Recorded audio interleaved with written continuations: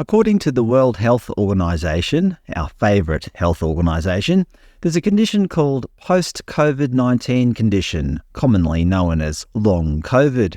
They define it as the continuation or development of new symptoms 3 months after the initial SARS-CoV-2 infection, with these symptoms lasting for at least 2 months with no other explanation, with symptoms including fatigue, shortness of breath and cognitive dysfunction, noting that over 200 different symptoms have been reported. So pretty much anything could be associated with long COVID. According to the Victorian Government's Better Health channel, other symptoms of long COVID include difficulty sleeping, anxiety or depression, chest pain, the normal stuff. Plus they state that long COVID can increase the risk of serious health problems for at least 12 months, including heart attacks, strokes or heart inflammation, blood clots, kidney damage, severe mental health issues. It sounds pretty grim. The Australian government-funded Health Direct website states that the people most at risk of long COVID include females and, of course, unvaccinated people. However, despite these reputable sites outlining all the terrible potential harms of long COVID, Chief Health Officer Dr. John Gerrard is of the opinion that we should do away with the long COVID terminology altogether, and he has evidence to back it up. Queensland's Chief Health Officer says it's time to stop using the term long COVID. Basically, he was the lead author of some new research that found that the long-term symptoms of COVID-19 are similar to that of other viral infections. He said, "I believe it is time to stop using the term long COVID. Using this term long COVID implies that the virus has some unique, exceptional and sinister property that differentiates it from other viruses and makes it far worse. We know that long-term symptoms after viral infections do occur, no matter what that infection is. That is something that is well described. This terminology can cause unnecessary fear and, in some cases, hypervigilance to longer symptoms that can impede recovery. Our evidence suggests that it is not dissimilar to other viruses. That does not mean that you can't get these persistent symptoms following COVID-19, but you're no more likely to get it after COVID than with other respiratory viruses." However, he did stress that he was not questioning the validity of long COVID. He said, "I want to make it clear that the symptoms that some patients describe after having COVID-19 are real. We believe they are real.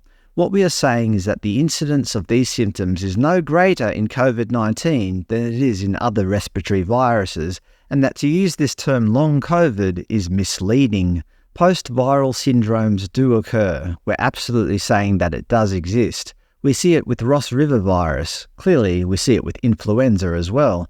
But in the vast majority of people, recovery is the norm."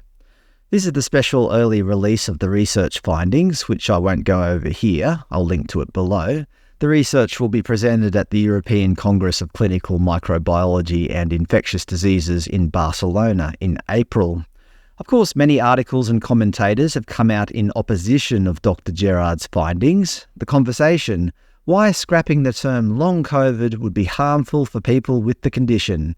In there, they mentioned Dr. Stephen Foe, who is the co-lead of a long COVID clinic in Sydney, who stated the study is not without its flaws. He mentioned that the study excluded people who were hospitalised with COVID, potentially leaving out people who had the most severe symptoms, and only included people with smartphones, potentially missing out many older Queenslanders.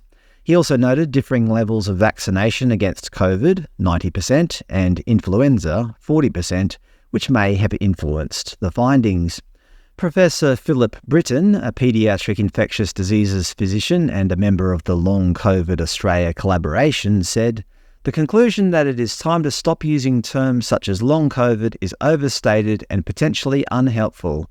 Long COVID has been a global phenomenon, recognised by the World Health Organization." In this article on the ABC, Queensland's Chief Health Officer believes the symptoms of long COVID are real, but he wants people to stop calling it that.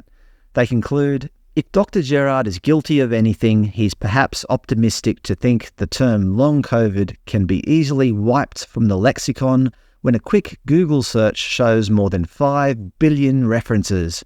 To me, that's a pretty dodgy statement, a kind of logical fallacy.